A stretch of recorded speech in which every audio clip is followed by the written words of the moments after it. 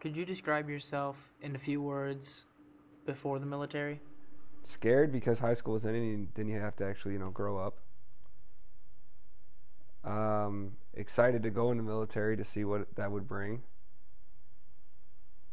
And nervous because I didn't know I actually understand what I was getting myself into at the time. I just wanted to get out and see the world. They announced that our unit was the only unit out of our battalion that got selected to go to Iraq. Sometimes you wouldn't find them, and sometimes, people would be really cooperative and show you that they're not hiding anything and, let you do what you have to do. Other times you'd, kick open a door and they'd have a gun in your face and you'd have to make the decision. My first thing on my mind was I got to kill them before they kill me.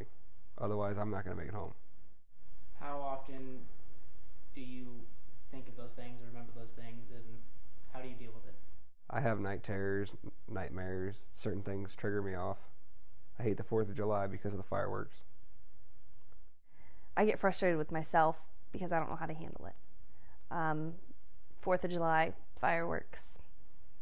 I mean, how do you really, when he's having an episode because it sounds, like gunshots and bombs and whatnot, how do you really bring somebody back from that when you haven't experienced that yourself?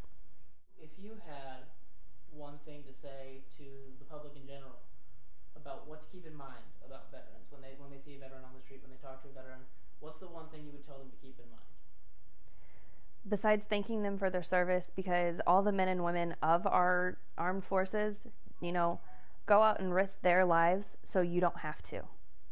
That's the biggest thing. Anytime, I see groups that are putting down veterans or, anti-troop groups, whatever. Okay, our men and women are going out and doing what you don't want to do.